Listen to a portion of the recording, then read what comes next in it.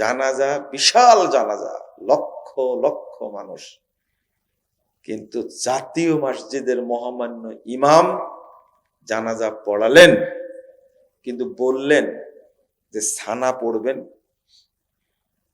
এরপরে তাকবীরে কি পড়বেন? দরুদ, তারপরে দোয়া, তারপরে তাকবীরে কি? সালাম। সূরা ফাতিহা নাই, তাই না? আপনিও বুঝে গেছেন। জাতীয় মসজিদের ইমাম থামেন, উনি এইগুলো না বলেও সালাতটা পড়তে পারতেন না? বুঝেননি কথা? আগেও পড়েছে অনেক জানাজা, বলতে পারতেন, কিন্তু এই ঘোষণাটার মাধ্যমে উনি সূরা ফাতিহাকে ইগনোর করেছেন। দুই, উনি ছবি তোলার দিকে মনোযোগ আছে, আবার এটাও বলছেন এটা তো দোয়া। আর কিছু জাহেল আছে, জাহেল বলছে এটা সালাত কেমনে হলো, যার রুকু নাই সাজদা নাই, ও এই জন্যই তোমরা ওযু না করে জানাজা পড়ো। এতদিনে দলিল পেয়েছি আমি। এই যারা সালাত বলে না জানাজাকে, এরা কেউ মুতে পেশাব করে পায়খানা করে কিন্তু ওযু করে না, না করে জানাজা পড়ে। এটা কি জানেন আপনারা? এই দলিলটা আজকে পেয়েছি। যেহেতু রুকু নাই সেজদা নাই, অতএব এটা সালাত না, এটা কি? দোয়া। আর দোয়া করার জন্য ওযু শর্ত? হ্যাঁ, দোয়া করার জন্য ওযু শর্ত? এই জন্য ইমাম সহ কেউ ওযু করেননি।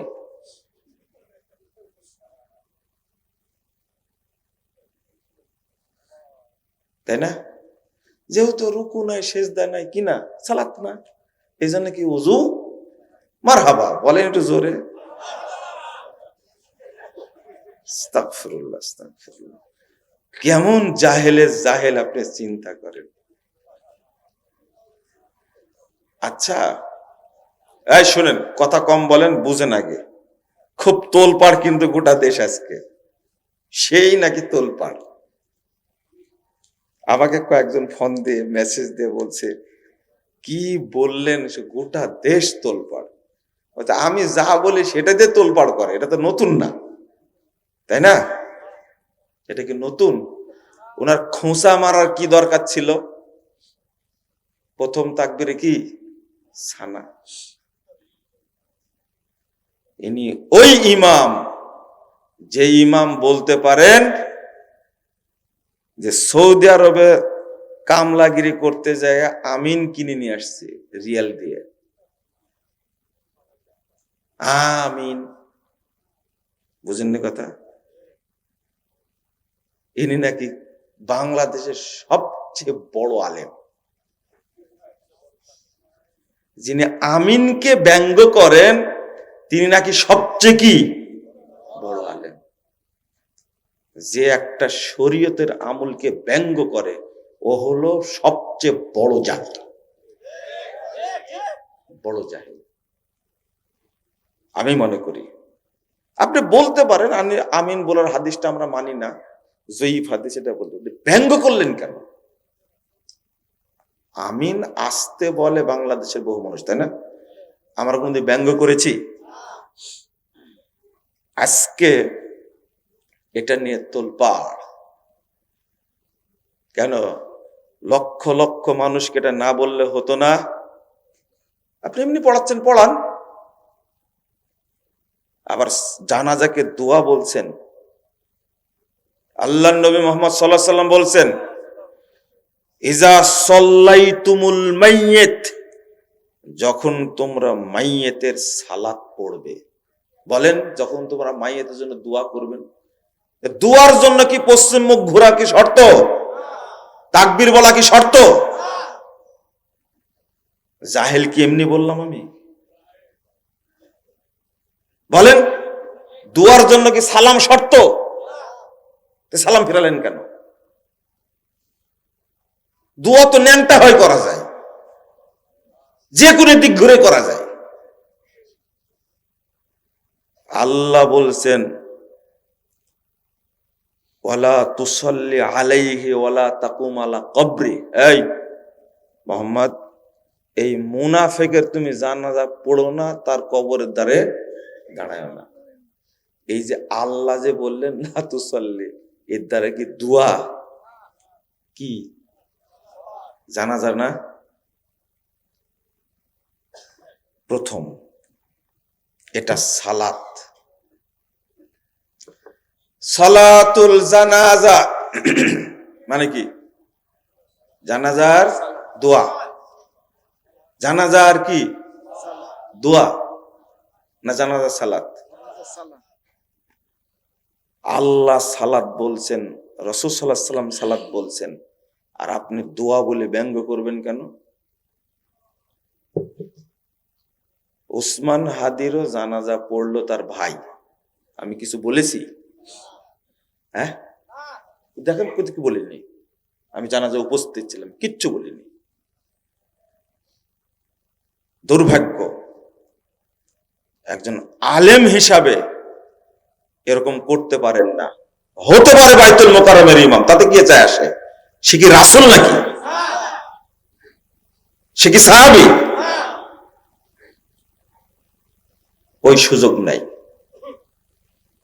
যদি জানতেন তারেক রহমান যে এই মাসালা সূরা ফাতিহা না পড়লে সালাত হয় না, এটা রুকুন, মনে হয় এই ইমামকে ভাড়া করতেন না। আমি ঠিক বলেন না? আপনার ঠিক বলার দরকার নাই, আমার ধারণা বলছি।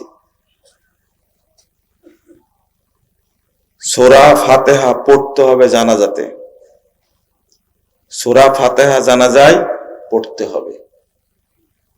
তিরমিজির 1026 নম্বর হাদিস। একটা জিনিস বলি, এই হাদিসটা আসছে ইবনু আব্বাস থেকে। কার থেকে? ইবনু আব্বাস রাদিয়াল্লাহু আনহু থেকে হাদিসটা বর্ণিত হয়েছে। তিনি বলছেন রাসূল সাল্লাল্লাহু আলাইহি ওয়াসাল্লাম সালাতে জানাজা সালাতে সূরা ফাতিহা পড়তেন।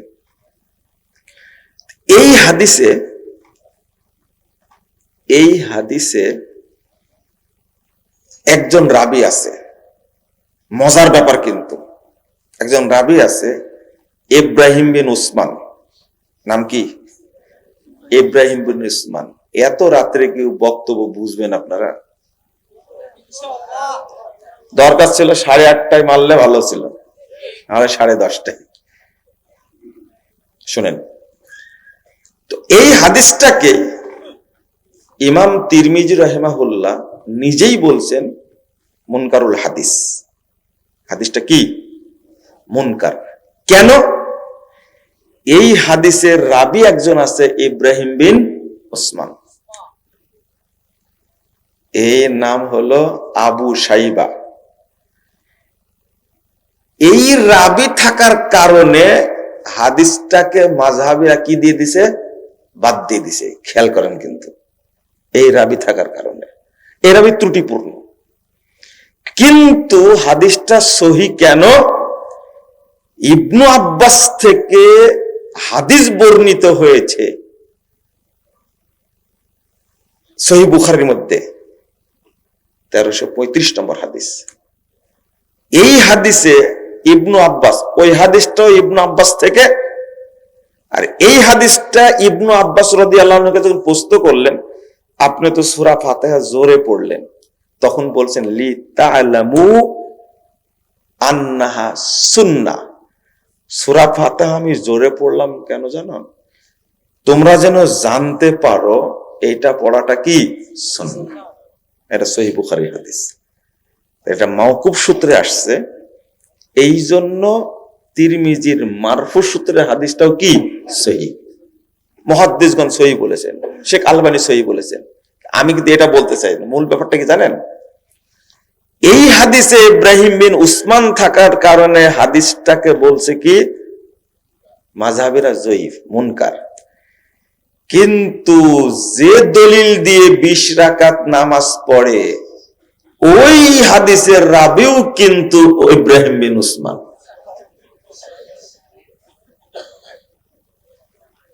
যাতে মাতাল তালে ঠিক। এই হাদিসে ইব্রাহিম বিন উসমান থাকার কারণে সূরা ফাতিহা পড়া যাবে না, কারণ হাদিস জয়ীফ। আর এই রাবি থাকার কারণে 20 রাকাতের তারাবি ফরজ, তাই না? হাদিস বুঝতে হলে আহলে হাদিস মাদ্রাসায় ভর্তি হওয়া লাগবে, নাহলে গুড়াই যেতে পারবেন না। গালি দেন কেন? আমি যে কথাটা বললাম, আপনার 18 মরাবাব তুলে নিয়ে আসেন, দেখে এটা খণ্ডন করতে পারেন কিনা। 20 রাকাতের হাদিসটা জাল হওয়ার কারণ হলো ইব্রাহিম বিন উসমান। কথা কি বুঝতে পারছেন? জাল হওয়ার কারণে ইব্রাহিম বিন উসমান, ওইটা ওখানে জায়েজ। জায়েজ মানে কি? ফরজ।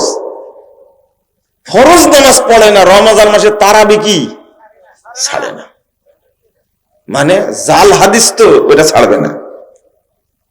শোনেন, এইভাবে কখনো জয়ী হওয়া যায় না। এখন মিডিয়ার যুগ। কিসের যুগ? নেটে সবকিছু, গুগলে সার্চ দিলে সব বেরিয়ে আসবে, তাই না? আরে যদি খালি বলা হয় যে মুজাফফর বিন মুহসিন সম্পর্কে গুগল তুমি কিছু বলো তো, কি নাম দিছো ওটার জন্য? ChatGPT। দেখবেন বলে যে এসে একটা কবিতা লিখে দাও, শুধু জানতে চাইবেন আমার 14 গোষ্ঠী আমি কোথায় কি করেছি সব বলে দিবে। এটা হলো আধুনিক যুগ, তাই না? অথচ তৈরি করেছে কে? মানুষ। আর আল্লাহ যেগুলো জমা রাখছে আমার সম্পর্কে, আপনার সম্পর্কে, ওইগুলোর কি হবে বলেন তো দেখি, কি হবে? 2, সূরা ফাতিহা না পড়লেও সালাত হবে, কেউ কেউ বলছেন, কিন্তু এটা সূরা ফাতিহা না পড়লে যে সালাত হয় না, এটা রুকুন। এইটা বলেছেন রুকুন। রুকুন মানে কি জানেন? যেটা না হলে ওটা কি হয়ে যায়? বাতিল হয়ে যায়। লা সলাতা লিমান লাম ইয়াকরা বিফাতিহাতিল কিতাব। সবাই হাদিস পেশ করেছেন। বর্তমান জামানার সবচেয়ে বড় ফকিহ, যাকে ইবনে তাইমিয়ার সাথে তুলনা করা হয়, মুহাম্মদ বিন সালেহ আল উসাইমিন রাহিমাহুল্লাহ, একজন ইমাম। তিনি বলছেন জানাজার সালাতে সূরা ফাতিহা পড়ার রুকুন না পড়লে সালাত হবে তাহলে বাতিল। ইমাম ইবনে বাজ রাহিমাহুল্লাহ বলছেন এটা ওয়াজিব, পড়তেই হবে। একজন বড় আলেম সালেহ আল মুনাজ্জিদ তিনি বলছেন এটা রুকুন, পড়তেই হবে। কথা কি বুঝতে পারলেন? আর মোটের উপর একটা কথা যে যাই বলুক, আল্লাহর নবী সাল্লাল্লাহু আলাইহি ওয়াসাল্লাম বলছেন মান সাল্লা সালাতান, কেউ যদি কোন সালাত পড়ে আর সেখানে যদি সূরা ফাতিহা না পড়ে, ফাহুয়া খিদাজ। খিদাজ মানে কি জানেন? না, বাতিল না। খিদাজ মানে 4 মাসের আগে যে বাচ্চা পড়ে যায়, বুঝেননি কথা? এর কি থাকলো বলে তো দেখি? 4 মাসের আগে যে বাচ্চা পড়ে যাবে মায়ের পেট থেকে, এর দ্বারা কিছু হবে? এখনো বুঝেননি? এই হাদিসটা কোথায় রাখবেন? আপনি কি বুঝেন? 4 মাসের আগে যখন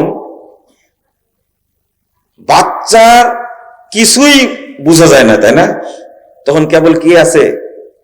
রক্তটা কি জমাট হয়েছে কেবল, ওইটা পড়ে গেল, ওর জানাজা হবে? হ্যাঁ, গোসল, কাফন, দাফন। এই হাদিসটা সহিহ মুসলিমের হাদিস।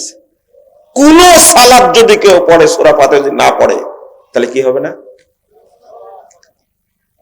হবে না। আর খেদাস বলে হয়েছে যেটা, কি বুঝছেন তো? খেদাস কি এবার বুঝছেন তো?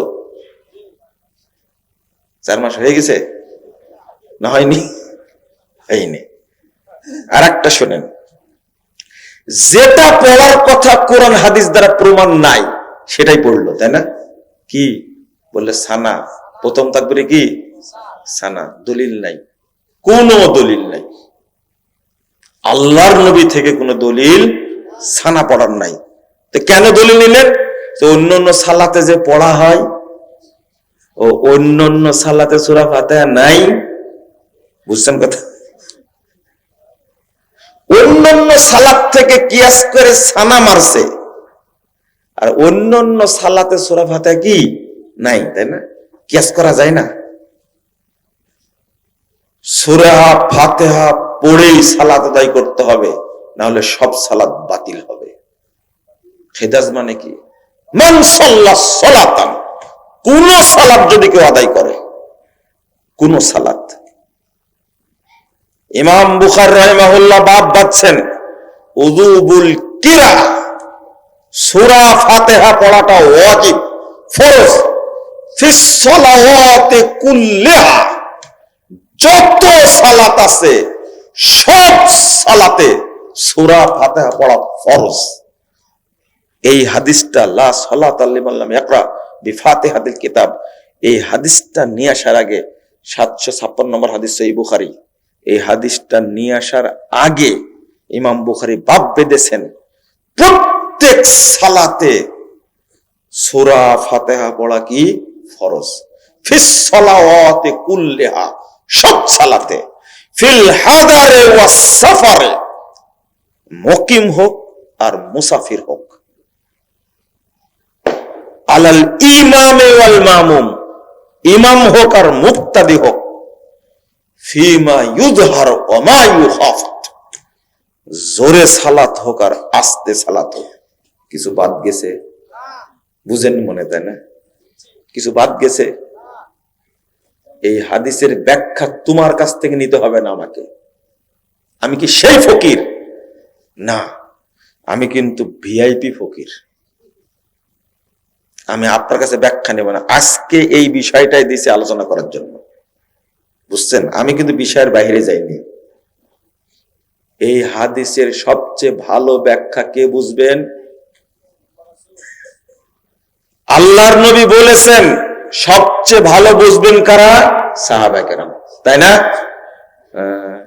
আমি ব্যাখ্যাটা তাদের কাছ থেকে নিচ্ছি, আপনার কাছ থেকে নিব। আপনি নিজেই মিসকিন, ফকিরের কাছে ভিক্ষা চেয়ে কোনো লাভ আছে? ও কিছু দিবে? বরং নিজেই তো ফকির, খাবার নাই আমার কাছে ভিক্ষা চাস কেন? আপনি তো নিজেই ফকির, আপনার কাছে ভিক্ষা চাইবো কেন? এর নাম হলো মানহাজ। আল্লাহর নবী সূরা ফাতিহার ব্যাখ্যা দিয়েছেন, সূরা ফাতিহা পড়েছেন, এটা কেমনে পড়তে হবে সেইটা সাহাবীরা দেখিয়ে দিয়েছেন, স্পষ্ট ভাষায় বলছেন। হাদিস থাকতে কোনো দিকে আমরা মন দিব না। জানাজা সালাত যেমন জানাজা সালাত, আজকে যারা বলছে সূরা ফাতিহা না পড়লেও তো জানাজা হয়, একটা বাক্য সে লেখেনি। যারা জানাজার সালাতকে সালাতই মনে করে না, দুয়া মনে করে, তারা কি সূরা ফাতিহার 5 পয়সা দাম দিবে? না। তারা বলে দিছে, আরে সূরা ফাতিহা পড়বে না, ফরজ সালাত থেকে উঠাই দিয়েছে। যে সালাত যেটা ফরজ সালাত থেকে উঠাই দিয়েছে, ফরজে কিফায়ার ক্ষেত্রে সূরা ফাতিহার দরকার আছে? বুঝেননি কথা? আগেই তো আউট। লক্ষ লক্ষ মানুষ সালাত পড়ছে ঈদের ময়দানে, সূরা ফাতিহা পড়ছে শুধু কয়জন? একজন পড়ছে। আবার দলিল পেশ করেছে, ওয়াইদা কুরিয়াল কুরআন ফাসতামিউ লাহু ওয়ানসিতু লাআল্লাকুম তুরহামুন, যখন তেলাওয়াত করা হয় তখন মনোযোগ দিয়ে শোনো। তাহলে জোহরে 4 রাকাতে, আসরের 4 রাকাতে, মাগরিবের শেষ রাকাতে, এশার শেষ 2 রাকাতে। বুঝেননি? এখানে কি পড়ে? তো বুবা হয়ে বসে থাকেন না। ধরে নিলাম কয় রাকাত পাওয়া গেল, তাহলে 2 2 4 রাকাত, আর কয় রাকাত? 6 রাকাত। মাগরিবের 2 রাকাত, এশার 2 রাকাত, ফজরে কি 2 রাকাত। কয় রাকাত হলো? 6 রাকাত তেলাওয়াত জোরে পড়ে, তাই না? তাহলে বলেন তো, আস্তে পড়ার রাকাত বেশি না জোরে পড়ার রাকাত বেশি? আস্তে রাকাত কয়টা? 11। 4 4 8, 8 একে 9, 9 2, তাহলে 11 বেশি হলো না 6 বেশি হলো? এটা আপনি মনে মনে নিয়াত করে দেখেন, 6 বেশি। বুঝেন না মনে, তাই না? 11 বেশি না 6 বেশি? 11 রাকাত ফরজ সালাতে কেরাত ইমাম জোরে পড়ে না, তখন কি করেন? এই পুরো বাংলাদেশের মানুষকে এই ধর্মীয় পুরোহিতরা, এই ঠাকুরগুলো শুধু ধোঁকাই দিচ্ছে, প্রতারণাই দিচ্ছে। শুধু কোনদিন জিজ্ঞেস করছে? একজন আস্তে করে বলছে পড়ে না কি জন্য জানেন? যদি ইমামের আগে পড়ে ফেলে। আমি বললেন সর্বনাশ, বিশাল ইবলিসি যুক্তি তো দেখতেছি এটা। মানে আপনি জহর পড়ছেন, ইমামও জহর পড়ছেন, কিন্তু ইমামের আগে যদি পড়ে নাই। আমি বললাম যে এই ব্যাকুব কোথাকার, তুমি যে সানা পড়লে তখন মনে হয়নি ইমামের আগে হলো কিনা? তুমি যে রুকুত দোয়া পড়ছো তখন মনে হয়নি যে ইমামের আগে হলো কিনা? তুমি সেজদায় পড়ছো দোয়া, ইমামের আগে হচ্ছে কিনা তখন খেয়াল করোনি? আবার তাশাহুদ পড়ছে, তখন মনে হয় না ইমাম যদি আগে হয়ে যায়? শুধু দোষ সূরা ফাতিহার, তাই না? এটা হলো ইহুদি চিন্তা, এটা হলো খ্রিস্টানি চিন্তা। সূরা ফাতিহাটা হলো মুসলিম উম্মার জন্য বিশাল নিয়ামত, সবচেয়ে বড় দোয়া আল্লাহর পক্ষ থেকে সূরাতুল ফাতিহা। আর এইটা বাদ দিয়েছে মুসলিমরা যেন সঠিক পথ না পায়, আগেই গোড়া মেরে দিয়েছে। এটা ষড়যন্ত্র। হাদিস কি? আমিনটাও বলে না। আল্লাহ রাসূল সাল্লাল্লাহু আলাইহি ওয়াসাল্লাম বলছেন, ইহুদি খ্রিস্টানরা সবচেয়ে বেশি খারাপ মনে করে আমিনকে আর সালামকে। আমিনকে আর সালামকে। গায়রিল মাগদুবি আলাইহিম ওয়ালাদ-দাল্লিন। আমিন। মাশাআল্লাহ। মাগজুব হলো ইহুদিরা আর দাল্লিন হলো খ্রিস্টানরা। যতজন মুসলিম যত রাকাত সালাত পড়ে, যতবার সূরা ফাতিহা পড়ে, ততবার ইহুদি খ্রিস্টানদের বিরুদ্ধে তারা আল্লাহর কাছে বদদোয়া করে। এরা কি মেনে নিবে? মেনে নিবে এটা? শুধু তাই না, সূরা ফাতিহা না পড়লে সালাত হবে না। তার মূল কারণ হলো ও তাওহীদের স্বীকৃতি দেয়নি। সূরা ফাতিহা সূরাতুত তাওহীদ, শুরুই হয়েছে তাওহীদ দিয়ে। আগে তাওহীদের স্বীকৃতি, তাওহীদে রুবুবিয়্যাহ, আলহামদুলিল্লাহি রাব্বিল আলামিন। আগে বলেছে বিসমিল্লাহির রহমানির রহিম, এখানে তাওহীদে রুবুবিয়্যাহ, এখানে আছে তাওহীদে উলুহিয়্যাহ, এখানে আছে তাওহীদ আসমা ও সিফাত। আবার বলছেন আলহামদুলিল্লাহি রাব্বিল আলামিন। এই দেখেন তাওহীদে রুবুবিয়্যাহ আর রহমানির রহিম, এটা হলো তাওহীদে আসমা ও সিফাত। মালিক ইয়াউমিদ্দিন, তাওহীদ আসমা ওয়াস সিফাত। ইয়্যাকা না'বুদু ওয়া ইয়্যাকা নাস্তাইন, এটা হলো তাওহীদে উলুহিয়্যাহ। তুমি স্বীকৃতি দিবা না, কোন সালাত কবুল হবে না, বাতিল হবে। এই জন্য ইহুদি খ্রিস্টানরা কখনো চাই না মুসলিমরা সূরা ফাতিহা পড়ুক। কথা কি বুঝতে পারছেন? চাই না। আমরা সূরা ফাতিহা ছাড়বো না ইনশাআল্লাহ। মনে থাকবে? রাগ করলেন নাকি? রাগ করারই কথা। সূরা ফাতিহাই মূল জিনিস। সালাতে যদি কোনো ব্যক্তি কিছুই না পড়ে, শুধু সূরা ফাতিহা পড়ে, তার সালাত হবে। এইরকম পাওয়ার, এইরকম পাওয়ার। 2, কেউ যদি সালাতে সব পড়ে আর সূরা ফাতিহা যদি না পড়ে, সালাত কি? এইটা হলো তাওহীদের পাওয়ার। আপনাকে সূরা ফাতিহা পড়তেই হবে। এই সমস্ত বাজে যুক্তি চলবে না। রেফারেন্স দেখবেন, পড়বেন। এটা কি হিন্দুদের ঠাকুরের ধর্মের মতো নাকি? হ্যাঁ, শুধু ঠাকুররা পড়বে? সকল মুসলিম ব্যক্তি পড়বে, ডিসি পড়বে, এসপি পড়বে, এমপি পড়বে, মন্ত্রী পড়বে, প্রধানমন্ত্রী পড়বে, রাষ্ট্রপতি পড়বে, যেই হোক না কেন, চেয়ারম্যান, মেম্বার, শিক্ষক, সচিব, যারা আছে মানুষ মাত্রই সবাই কোরআন হাদিস পড়বে, বুঝে আমল করবে। এটা ঠাকুরের ধর্ম না, এটা আল্লাহর পক্ষ থেকে নাজিল হওয়া দিন। এটা দিন, এটা জীবন বিধান, এটা গোপনীয় কিছু না। চলেন, যে বিষয়টা বলছিলাম, লোড নেওয়ার জন্য রেডি থাকবেন। 10 বছর গালি দেন আপনি, কোন আপত্তি নেই, 10 বছর গালি দেন, এর পরেও আল্লাহ আপনাকে হেদায়েত দিক, আমি এটা চাই। আমি দোয়া করি আল্লাহ বাংলাদেশের সব মানুষকে হেদায়েত দান করুন, আমিন। দোয়া করি মানে আল্লাহর কাছে বিশেষ ভাবে বলি, আল্লাহ তুমি সবাইকে তাওহীদের জ্ঞান দান করো। আপনি আমার জাল থেকে বের হতে পারবেন না ইনশাআল্লাহ, একবারে ফ্রেশ কথা। আমি আপনার কাছে চাইনি, এদেশের কোন লোকের কাছে চাই না, আল্লাহর কাছে চেয়েছি, আল্লাহ এদেশের সব মানুষকে তুমি তাওহীদের জ্ঞান দান করো। একদিন কবুল হবে ইনশাআল্লাহ, যেদিন আমরা থাকবো না, কিচ্ছু থাকবে না। আপনার মাজার পূজা, এর চেয়ে বেশি মাজার পূজা সৌদি আরবে ছিল, এর চেয়ে বেশি কবর পূজা সৌদি আরবে ছিল, এর চেয়ে বেশি মানুষ পূজা সৌদি আরবে। আল্লাহ সব উল্টা দিয়ে সৌদি আরবের মাটিকে ফ্রেশ করে দিয়েছেন, আলহামদুলিল্লাহ। বাংলাদেশকে একদিন দেবে, পীর ফকিরের ব্যবসা বাংলাদেশে চলবে না, এই হারাম ব্যবসা চলবে না, সবগুলো ভেঙ্গে দিয়ে একবারে মাটির সঙ্গে মিশে দিয়ে এই দেশে তাওহীদ থাকবে, সবগুলো বাতিল হয়ে যাবে ইনশাআল্লাহ। কথা পরিষ্কার। আল্লাহ বলছেন ফাইন আমানু বিমিসলি মা আমানতুম বি, 137 নম্বর আয়াত সূরা বাকারা।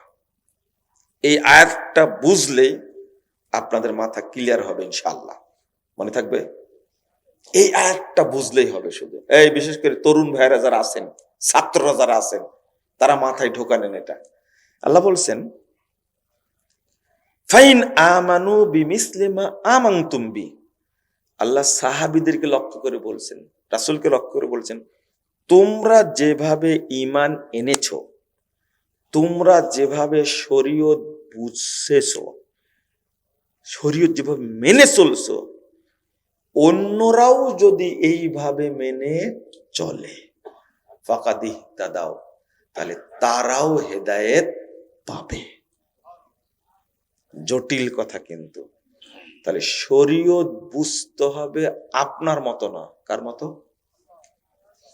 সাহাবীদের মতো। পরিষ্কার। এরপর আল্লাহ বলেছেন ওয়াইন তাওয়াল্লাও,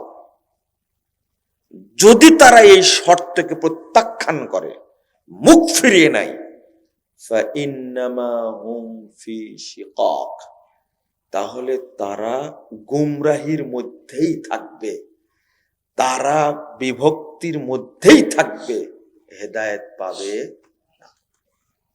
আপনি যত বড়ই মুসলিম দাবি করেন না কেন, কঠিন কথা যেটা, যতদিন আপনি সাহাবীদের বুঝ, সাহাবীদের পদ্ধতি মেনে না নিবেন, ততদিন আপনি হেদায়েতের কাছেই যেতে পারবেন না। এই আয়াতটার অর্থ ফাইন আমানু বিমিসলি মা আমানতুম বি, তোমরা যেভাবে ঈমান এনেছো, শরীয়তের উপরে আত্মসমর্পণ করেছো, শরীয়তকে মেনে চলছো, ঠিক এইভাবে যদি অন্যরাও মেনে নেয় ফাকাদ ইহতাদাও, তাহলে তারাও হেদায়েত পাবে। আর যদি মেনে না নেয় তাহলে হেদায়েত পাবে না। একবারে সোজা সাপটা কথা। এক, আচ্ছা আপনি নিজের মতো কোরআন বুঝতে যাবেন কেন, হাদিস বুঝতে যাবেন কেন, নিজের মতো বুঝতে গেলেন কেন? আপনাকে তো অনুমতি দেয়নি। আল্লাহ বলছেন ওয়ালা ইয়াতুনাকা বিমাসালিন ইল্লা জিনাকা বিল হক ওয়া আহসানা তাফসীরা, 33 নম্বর আয়াত সূরা আল ফুরকান। আল্লাহ বলছেন তোমার কাছে, আল্লাহ রাসূলকে লক্ষ্য করে বলছেন, তোমার কাছে তারা যে বিষয়গুলো নিয়ে আসে জানার জন্য, ইল্লা জিনাকা বিল হক, তোমাকে সেই বিষয়ে আমি ওহী দ্বারা সমাধান দিই, হক দ্বারা সমাধান দিই। কে বলছেন? হয়তো আল্লাহ রাসূলের কাছে অমুক জানতে গেছে, অমুক জানতে গেছে, অমুক জানতে গেছে, এর উত্তরটা কে দেন? আল্লাহ।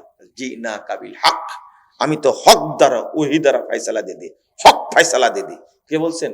আল্লাহ। এরপরে কি বলছে জানেন?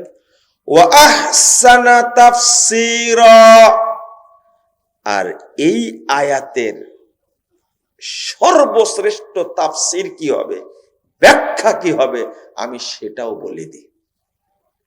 তাহলে সর্বশ্রেষ্ঠ ব্যাখ্যা কে দিয়েছেন? আল্লাহ। তো ব্যাখ্যা আপনার কাছে নিতে যাব কেন? আমি কি পাচ্ছি না ব্যাখ্যা তাই আপনার কাছে যাব? আপনি আবার বুঝেন, আল্লাহ বলছেন আমি ওহী নাজিল করি, আর এর উত্তম ব্যাখ্যা, উত্তম ব্যাখ্যা কি মানে আহসান, আহসান মানে কি? গুড, তারপরে কি বলেন? বেটার, বেস্ট বলেন না? এইটার অর্থ হলো বেস্ট, উন্নততর, সবচেয়ে ভালো ব্যাখ্যা আমি আল্লাহ দেই। তাহলে আল্লাহর ব্যাখ্যা থাকতে আপনি কেন নিজের মতো ব্যাখ্যা করবেন? তাই না? এটা কিন্তু কুফরি। এটা কি? কোরআন এবং হাদিস নিজের মতো বুঝে, এটা কুফরি, কিন্তু বুঝা যাবে না। আল্লাহ তো এই আয়াতে বলছেন ফাইন্নামা হুম ফি শিকাক, তারা গুমরাহির মধ্যে থাকবে, ভ্রষ্টতার মধ্যে থাকবে, বিভক্তির মধ্যে থাকবে। কিন্তু 115 নম্বর আয়াতে আল্লাহ বলছেন সূরা নিসা, ওমাই ইউশাকিকির রাসূল মিন বাদি মা তাবায়্যানা লাহুল হুদা ওয়া ইয়াত্তাবি গায়রাস সাবিলিল মুমিনিন নুআল্লিহি মা তাওয়াল্লা ওয়া নুসলিহি জাহান্নাম ওয়া সাআত মাসীরা। এই আয়াতে আল্লাহ বলছেন মুমিনদের রাস্তার উল্টা দিকে যে চলবে। আপনার কিবলা কোন দিকে? এদিকে। তো আল্লাহ বলছেন গায়রাস সাবিলিল মুমিনিন, যে সাহাবীদের রাস্তার উল্টা চলবে, সাহাবীদের বুঝের উল্টা বুঝবে। বুঝছেন এবার? সাহাবীদের বুঝের উল্টা বুঝবে, সাহাবীদের রাস্তার উল্টা চলবে, নুআল্লিহি মা তাআল্লাহ, ও যেদিকে যেতে চাই আমি তাকে ঢেল দিব। এরপরে কি করব? ওয়ানুসলিহি জাহান্নাম, আমি তাকে জাহান্নামে নিক্ষেপ করব। হইল? হইল? ওয়ানুসলিহি জাহান্নাম, আমি জাহান্নামে আছাড় দেব। আল্লাহ বলছেন আমরা জাহান্নামে তাকে আছাড় দেব। আপনি কৌশল করে ইনিয়ে বিনিয়ে ব্যাখ্যা দিয়ে অন্যদিকে চলে যাবেন, সুযোগ নাই। বক্তা বলছে কবরে 3টা প্রশ্ন, 3টাই হলো রাজনৈতিক প্রশ্ন। কিভাবে রাম ছাগল পয়দা হয় দেখছেন? মার রব্বুকা মানে তুমি কোন আইন মেনে চলো, ওমা দীনুকা তুমি কোন দল করো, ওমান নাবিয়ুকা তোমার নেতা কে ছিল। তোমার মতো এই বেহায়া বক্তারাই বাংলাদেশের ঈমান নষ্ট করেছে। তুমি এই অর্থ করতে গেলে কেন? আস্তাগফিরুল্লাহ। যে 3টা প্রশ্ন সবচেয়ে গুরুত্বপূর্ণ প্রশ্ন, এই 3টা প্রশ্নে তাওহীদের প্রশ্ন, যেটা উত্তর দিতে পারলে পরবর্তী সমস্ত স্টেশনগুলো কি হয়ে যাবে? 3 জায়গাতে বিকৃত করেছে। মার রব্বুকা মানে তুমি কোন আইন মানতে? আচ্ছা, আইন মানা একটা দিক হলো, আর কোন দিক নাই? আসমা ও সিফাত নাই? হ্যাঁ, উলুহিয়া নাই? ওই যে বললাম তাওহীদের জ্ঞান না থাকলে যা হয়। শোনেন, এই ধরনের বাজে মিথ্যা কথা বলা যাবে না। এগুলো ইহুদিদের নীতি। কাদের? আল্লাহ বলছেন আল্লাযীনা হাদু ইউহাররিফুনাল কালিম আম মাওয়াদিহি, মূল অর্থ থেকে চেঞ্জ করে দেয় যারা ইহুদি, তাদের কাজ এটা। কোনোদিন করবেন না। উদাহরণ দিলে বুঝবেন, মাফ করবেন। উদাহরণ দেই তাহলে তো বুঝবেন। হাদিসের কয়টা উদাহরণ নেবেন আর কোরআনের কয়টা উদাহরণ নেবেন? অনেক উদাহরণ, তো একটা দুইটা বলে এটা শেষ হবে না। আপনাকে মানহাজ বুঝতেই হবে। একটা প্রশ্ন করি, বলেন তো কোন তরকারিতে লবণ লাগে না? বলেন, উত্তর দেন। হ্যাঁ, একজনও বলতে পারবেন না কোন তরকারিতে লবণ লাগে না? নোনা ইলিশ খেয়েছেন? কই আপনি একটু দেখা করেন, আসেন, তাড়াতাড়ি আসেন। নোনা ইলিশ খাইছেন লবণ ছাড়াই, এ লোকেরই তো দরকার।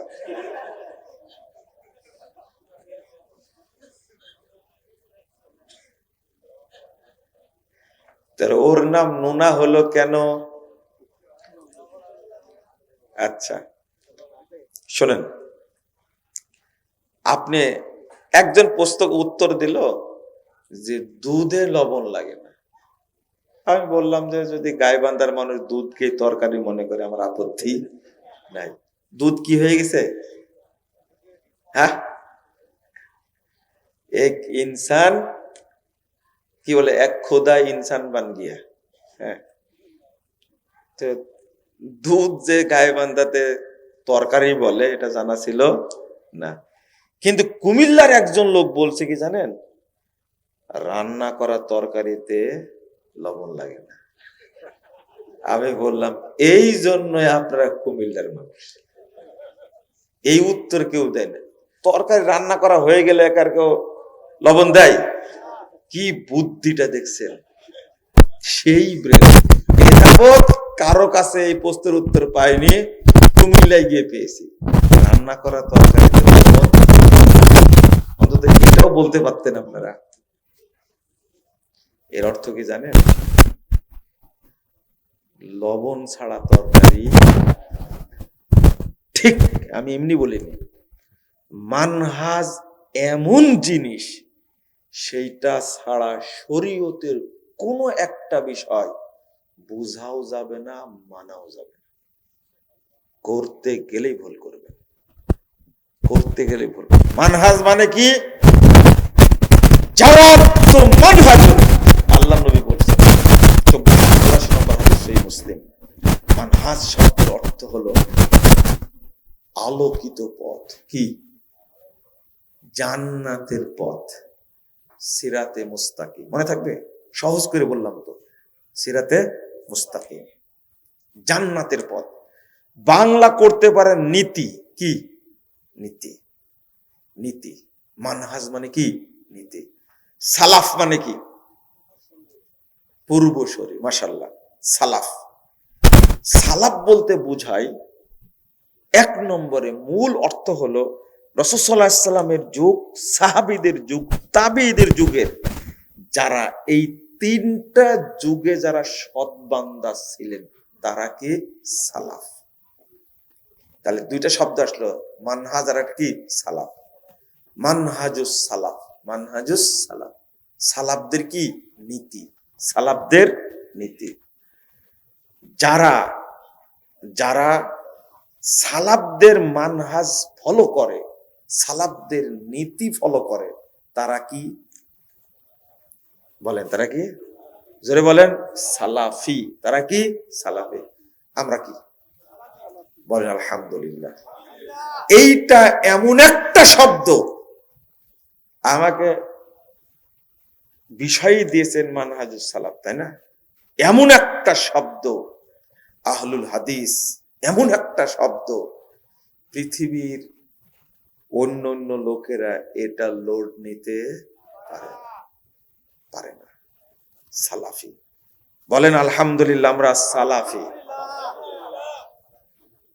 আমরা আমুল টামুল কম করতে পারলেও আমরা বিশ্বাস করি, স্বীকৃতি দিই, মেনে চলার চেষ্টা করি রাসূল সাল্লাল্লাহু আলাইহি সাল্লাম এবং সাহাবায়ে কেরামের নীতিকে। বলেন আলহামদুলিল্লাহ। এর বাহিরে যাবেন? বাহিরে গেলে জান্নাত নাই। 2641 নম্বর হাদিস তিরমিজির মধ্যে এসেছে, রাসূল সাল্লাল্লাহু আলাইহি ওয়াসাল্লাম বলছেন, বনী ইসরাইলরা বিভক্ত হয়েছিল 72 দলে। ওয়াসাতাফতারিকু উম্মতি আলা সালাসাতি ওয়া সাবিনা মিল্লাহ, আমার উম্মত বিভক্ত হবে ৭৩ দলে। কুল্লুহুম ফিন্নার ইল্লা মিল্লাতা ওয়াহিদা, সবগুলো জাহান্নামে যাবে একটা ব্যতীত, একটা ব্যতীত, একটা দল ব্যতীত সব জাহান্নামে যাবে। সাহাবীরা প্রশ্ন করলেন, ক্বালু ওমান হিয়া ইয়া রাসূলুল্লাহ, ওই দলটা কারা যারা জান্নাতে যাবে? রাসূল সাল্লাল্লাহু আলাইহি ওয়াসাল্লাম উত্তর দিয়েছেন, মা আনা আলাইহি ওয়া আসহাবি, আমি এবং আমার সাহাবীরা যে মানহাজের উপরে আছে, যে নীতির উপরে আছে, যারা এই নীতির উপরে থাকবে তারাই জান্নাতে যাবে। তাহলে আপনাকে মানহাজ মানতেই হবে, মানহাজ ফলো করা ফরজ, আবশ্যক, মানহাজের বাহিরে যাওয়া যাবে না। আল্লাহ বলেছেন এই জন্য, লিকুল্লিন জাআলনা মিনকুম শিরআতাও ওয়া মিনহাজা, ৪৮ নম্বর আয়াত সূরা মায়েদা, তোমাদের প্রত্যেককে আমি শরীয়ত দিয়েছি এবং মানহাজ দিয়েছি। কে বলছেন? আমরা শরীয়ত মানি কিন্তু মানহাজ মানি না। মানে কি? এইরকম করে বুঝছেন কথা? যে মানহাজকে অস্বীকার করবে, বাংলাদেশের বড় বড় আলেমও বলে কিসের মানহাজ, বলেন নাউজুবিল্লাহ, আস্তাগফিরুল্লাহ। কেমনে চলে রে ভাই, এটা কিভাবে সম্ভব? মানহাজ ছাড়া আপনি একটা কাজও করতে পারবেন না। একটা বোঝাই, ছোট্ট কাজ। আপনাকে জানানো হয়েছে হাদিস থেকে প্রমাণিত, রাসূল সাল্লাল্লাহু আলাইহি ওয়াসাল্লাম সালাতে এইভাবে রেখে আঙ্গুলটা কি করতেন? নাড়াতেন। শোনেন, নাড়াতেন। কিন্তু আপনি নাড়াচ্ছেন কিভাবে? তাকান তো। চলবে? কেন চলবে না?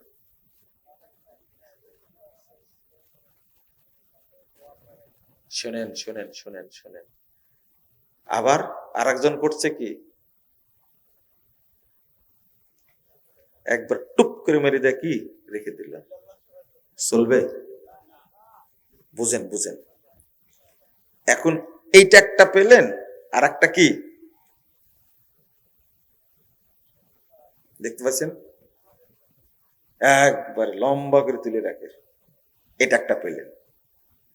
আর আমি শুরুতে দেখালাম, তাহলে কয়টা পাওয়া গেল?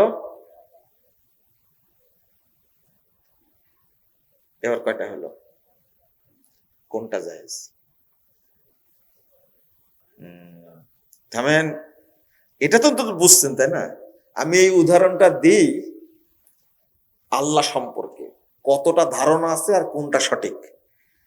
এই যে আপনি বললেন এটাও চলবে না তাই না, টুপ করে মেরে রেখে দেয়, ইল্লাল্লাহ মেরে রেখে দিলাম, এর কোন জাল হাদিসও না। দুই, এই যে টান করে রেখে দিয়েছেন, হাদিস আছে জয়ীফ, কি চলবে না। আর একটা ও আংলে আসছে এইভাবে, চলবে? আল্লাহ রাসূল কি করতেন? কানা ইউশিরু, তিনি কি করতেন? ইশারা করতেন। আপনি কিভাবে ইশারা করেন? কান চুলকায় তাই না? এত বুদ্ধি আপনাদের মধ্যে। আমি ইমাম আহমদ বিন হাম্বল রাহিমাহুল্লাহ, তিনি একটা হাদিস নিয়ে আসছেন মারাত্মক। আমি বললাম যে কিভাবে নাড়াতে হবে তাই না, নাড়াতে হবে হালকা ভাবে, ঠিক আছে? এটা হলো মানহাজ, অন্যগুলো চলবে না। চলবে না তার দলিল কি তাই না? চলবে এটা তার দলিল কি? আপনার মতো বুঝলে হবে না, বুঝতে হবে কাদের মতো? সাহাবীদের মতো, বুঝতে হবে তাবেঈদের মতো, বুঝতে হবে তাবে তাবেদের মতো। বুঝতে পারলাম? এর নাম মানহাজ। সর্বক্ষেত্রে সর্বক্ষেত্রে আল্লাহু আকবার। মানহাজ যে কি গুরুত্বপূর্ণ জিনিস যদি না বুঝেন আপনি, আপনি নিজের মতো একটা বুঝলেন, করে ফেললেন। যেমন লা তাকরাবুস সালাহ ওয়া আনতুম সুকারা, পীর সাহেব আয়াত পড়ে বলছেন, বাবারা আমার পীরের আমার মুরিদ যেহেতু হয়েছে, নামাজ পড়া লাগবে না। পানির তলে মোম জ্বালাইছে, বাবাই দেখো না, আমার বাবার মুরিদ হলে নামাজ লাগে না। বলবেন যে জুতা রেডি আছে। কত বড় হারামখোর, চিন্তা করেন। জিজ্ঞেস করছেন নামাজ লাগবে না, রোজা লাগবে না কেন? কত সুন্দর কোরআনের আয়াত দলিল দিচ্ছে। কি দিয়ে? কোরআনের আয়াত। আল্লাহ বলছেন, বাবারে শোনো, লা তাকরাবুস সালাহ ওয়া আনতুম সুকারা, যখন তোমরা নেশা করে কি আক্রান্ত থাকবে, তখন তোমরা মসজিদের আশেপাশেও যেও না। দেখো, আল্লাহ বলছেন সাধারণ মদ খেয়ে যদি কেউ মাতাল হয়, কি খেয়ে? মদ খেয়ে যদি মাতাল হয়, তাই আল্লাহ বলছেন মসজিদের আশেপাশে যেও না। আর যে ব্যক্তি আল্লাহর পাগলে মাতাল, তার জন্য কি নামাজ লাগে? এবার বুঝছেন কি আপনারা? বলেন তো, ইবলিসও কি এরকম দলিল দিতে পারবে? সর্বনাশ! ইবলিসও ভাবছে যে আমার বাংলাদেশে আসাটাই বোকামি হয়েছে, তোদের মতো ইবলিস থাকতে আমার দরকার নাই। আপনি চিন্তা করেছেন কোরআন থেকে দলিল, আর বুঝতেছে কত সুন্দর করে। আরে বাবা রে বাবা, দেখো যে মদ খেয়ে, সাধারণ মদ খেয়ে যদি কেউ পাগল হয়, তাই মসজিদের আশেপাশে যাওয়া নিষেধ। আর যদি কেউ আল্লাহর প্রেমে পাগল হয়, তার কি নামাজ রোজা কিছু আছে? দলিল কি? কোরআনের আয়াত। নাউযুবিল্লাহ, আস্তাগফিরুল্লাহ, আস্তাগফিরুল্লাহ। এই আয়াত দিয়ে কি সাহাবীরা এটাই বুঝেছেন? মা আয়েশা রাদিয়াল্লাহু আনহা বলছেন, আল্লাহ রাসূল, আপনার আগের পাপ পরের পাপ সব ক্ষমা করে দিয়েছেন, অথচ ইবাদত করতে স্বামী তো এমন একজন মহিলা ছিলেন, মা আয়েশা রাদিয়াল্লাহু আনহা। আল্লাহ রাসূলের সামান্য কষ্ট তিনি সহ্য করতে, ছোট তো, বয়সে খুব ছোট তো, যারা বয়সে ছোট হয়, হ্যাঁ, তারা স্বামীর প্রতি বেশি আগ্রহী হয়।